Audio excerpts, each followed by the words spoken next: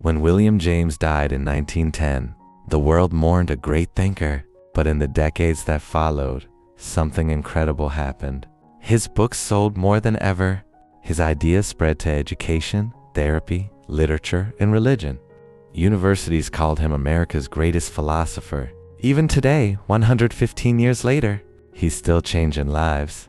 Tonight, in part 30, the end of chapter 6, you'll discover how his legacy exploded in the 1920s and 1930s, why his ideas shaped modern therapy, education, and spirituality, and the one reason he's still the most loved thinker in history. This is the end of chapter 6. Stay until the end. His legacy will inspire you to live bigger. The growth of William James's legacy in the years after his death.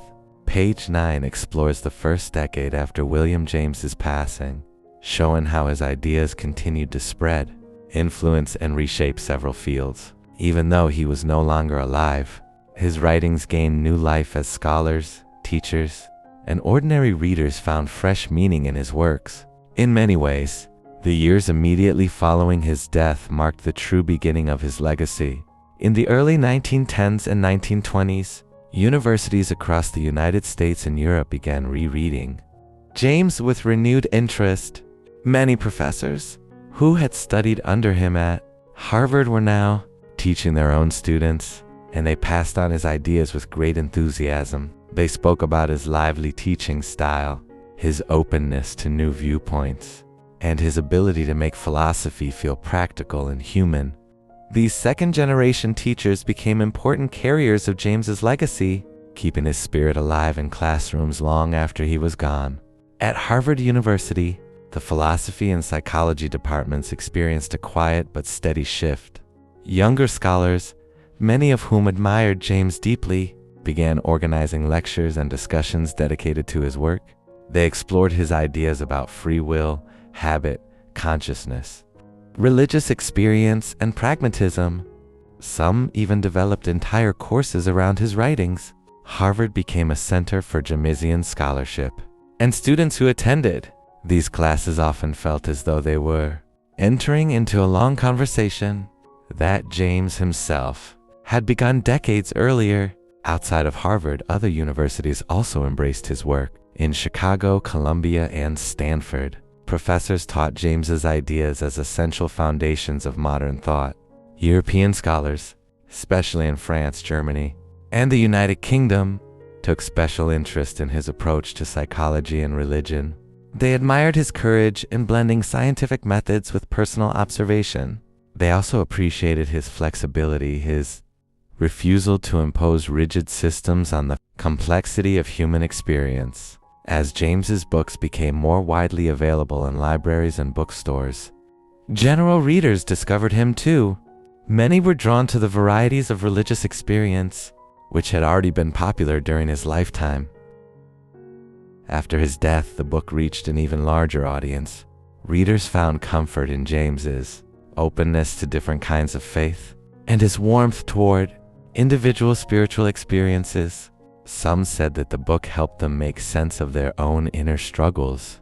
Others said that James's gentle tone made them feel understood. Even though he had never met them, teachers in fields outside philosophy also began using James's ideas. In education, his insights into habit, attention, and learning influenced new teaching methods. Many educators found his views refreshing because he treated students as active participants in the learning process rather than passive receivers of information. They used his ideas to design classrooms that encouraged curiosity, creativity, and self-reflection. Social workers and community organizers were inspired by his belief in human potential. They saw his ideas as hopeful and empowering, especially his argument that small, consistent actions could shape a person's future. Clergy and religious leaders from several traditions quoted James in sermons and lectures. They appreciated his respectful approach to belief, even though he remained scientifically cautious. His work helped bridge the gap between faith and reason for many people. By the early 1920s, scholars began publishing detailed studies of James's writings. These early commentators focused especially on three areas. Pragmatism. They examined how James developed pragmatism as a living philosophy based on practical consequences.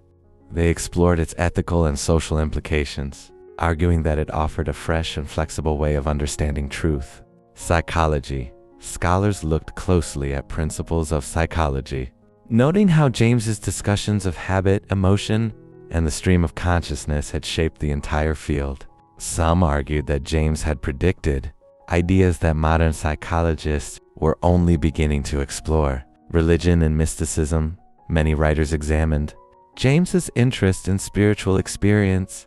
They admired his willingness to take personal experiences seriously and to challenge narrow forms of religious judgment. These early studies helped solidify James's place in academic history. They showed that his ideas were not just interesting but essential. During this period, several memorial editions of his writings were published. Editors gathered essays, letters, and unfinished manuscripts, presenting them to the public as a way of honoring his legacy. These collections helped keep his voice alive. They also revealed new sides of his mind, his humor, his frustrations, his private reflections on illness, family, and the meaning of life. The publication of James's letters after his death was especially important. Readers discovered a warm and generous person behind the scholar. His letters were filled with encouragement for young thinkers, affection for his family, and honest admissions of his own doubts. These writings made him even more beloved. They showed that his philosophical work grew out of genuine human experience, not just academic speculation. Henry James, William's brother, played a meaningful role in shaping this early legacy. Even though Henry died only 6 years after William, he spent the last part of his life organizing, editing, and writing about his brother's works. His letters to friends often mentioned his admiration for William's clarity of mind and depth of character. Henry described William's death as a great shadow over his life. Yet he also said that William's ideas continued to inspire him. The bond between the brothers lived on in these final years. By the late 1920s, William James's influence had extended into new fields. Pragmatism began shaping debates about democracy, education, and social reform. His idea that truth evolves through experience encouraged thinkers to see society itself as something flexible, growing, and open to improvement.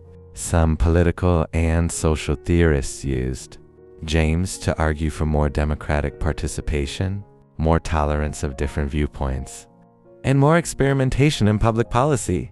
In literature, writers admired his insight into consciousness. Some early modernist authors saw him as a forerunner of stream of consciousness techniques. They appreciated his idea that inner experience was constantly flowing, shifting, and evolving. His influence appeared in essays, novels, and poetry produced during this period. In psychology, James's ideas about habit and emotion continued to shape research. Scientists found that his descriptions often anticipated discoveries that were now being confirmed through experiments. His work on attention influenced teachers, therapists, and researchers. His theory of emotion, though debated, remained one of the most famous in the field. Many psychologists who disagreed with him still taught his ideas out of respect for his brilliance and originality. All these developments show that the decade after his death was not a period of fading influence. On the contrary, it was a period of growth. James's ideas were spreading across disciplines, inspiring new discussions, and shaping the future of intellectual life. Page 9 shows that William James's legacy did not begin only after he died, it expanded. His writings touched new readers, his students carried his spirit into their own teaching, and scholars continued exploring his ideas. In just 10 years, he went from being a beloved professor and a respected writer to being recognized as one of the most important thinkers of his era. As the years continued to pass after William James's death, the influence of his work spread far beyond the boundaries of philosophy and psychology. What had once been the writing of a single thoughtful scholar began to shape discussions in universities, churches, social movements, and scientific communities across the world.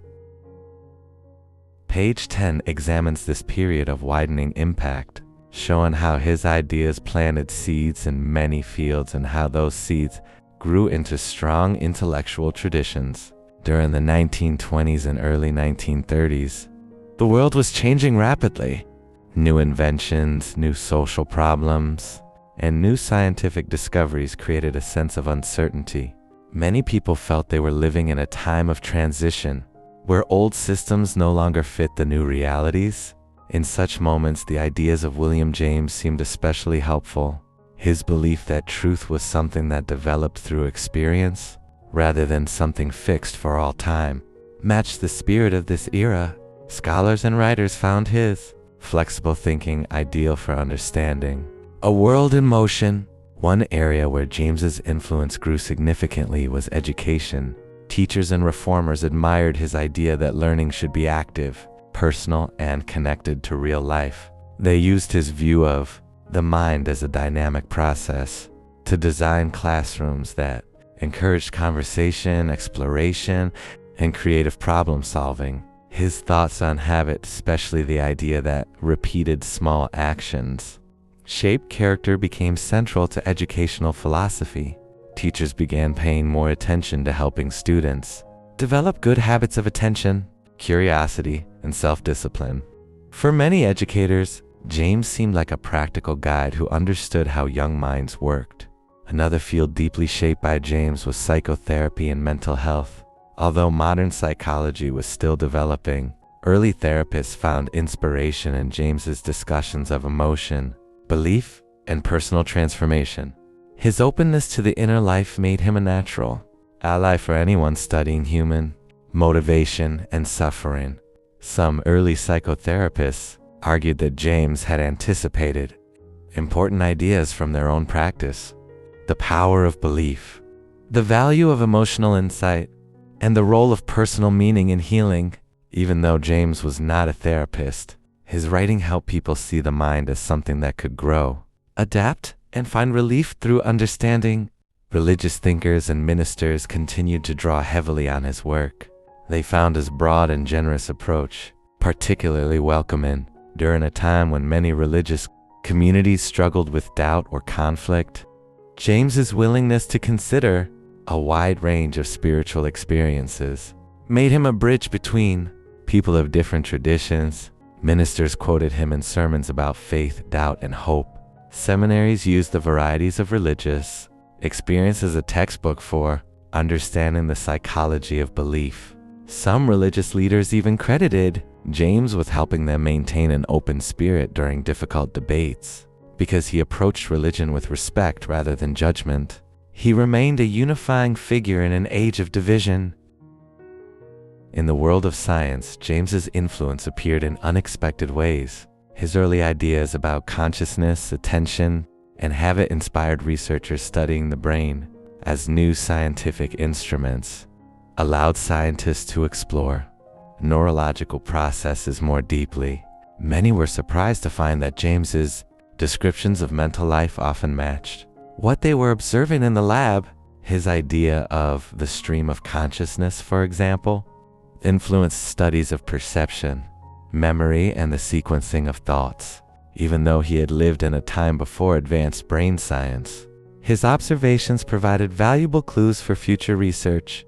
Some scientists were especially impressed by James's refusal to reduce the mind to mechanical processes. He believed the mind had depth and complexity beyond what could be measured. This view encouraged researchers to explore psychological phenomena that did not fit neatly into simple experiments. In this way, James supported a broad, human-centered science that valued both data and experience. Another area where James's legacy grew was literature. Novelists, playwrights, and poets admired his sensitivity to the inner life. His descriptions of shifting thoughts and feelings seemed to capture something essential about modern experience.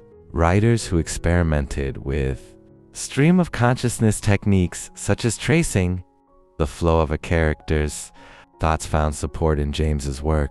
They felt that he had given them permission to explore the mind more freely, without the constraints of rigid storytelling. Even authors who did not mention James by name often showed signs of his influence in their treatment of emotion, memory, and personal identity. In social and political thought, James's ideas also found a home. Reformers and activists appreciated his belief in the importance of choice and personal responsibility. They admired his view that each individual contributes to the shaping of society. His argument that small decisions could have large effects encouraged people to believe that their actions mattered. Some social thinkers used James's insights to argue for greater democracy, fairness, and participation in public life. They felt that a society built on Jamesian principles would be open, flexible, and ready to adapt to changing needs. As more people read his works, several themes became especially influential. 1. The importance of experience. James taught that experience, what people actually lived through, was the foundation of knowledge. This idea helped scholars focus on observation, experimentation, and personal narrative. It encouraged humility because it suggested that no single viewpoint could capture the whole truth. 2.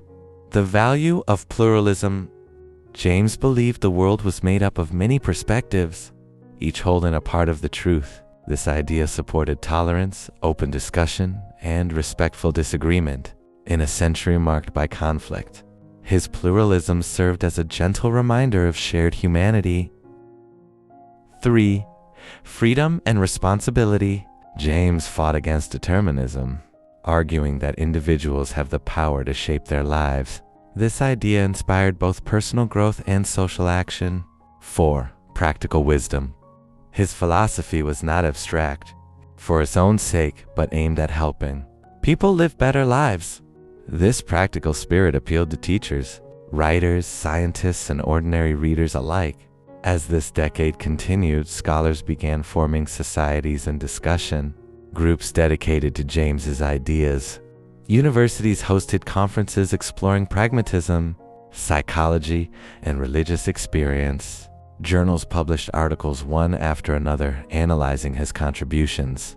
Many intellectuals wrote that James had started a movement, not a rigid system, but a way of thinking that encouraged exploration. By the 1930s, William James was no longer remembered simply as a Harvard professor or the brother of a famous novelist. He had become a central figure in modern thought, someone whose writings touched nearly every corner of intellectual life.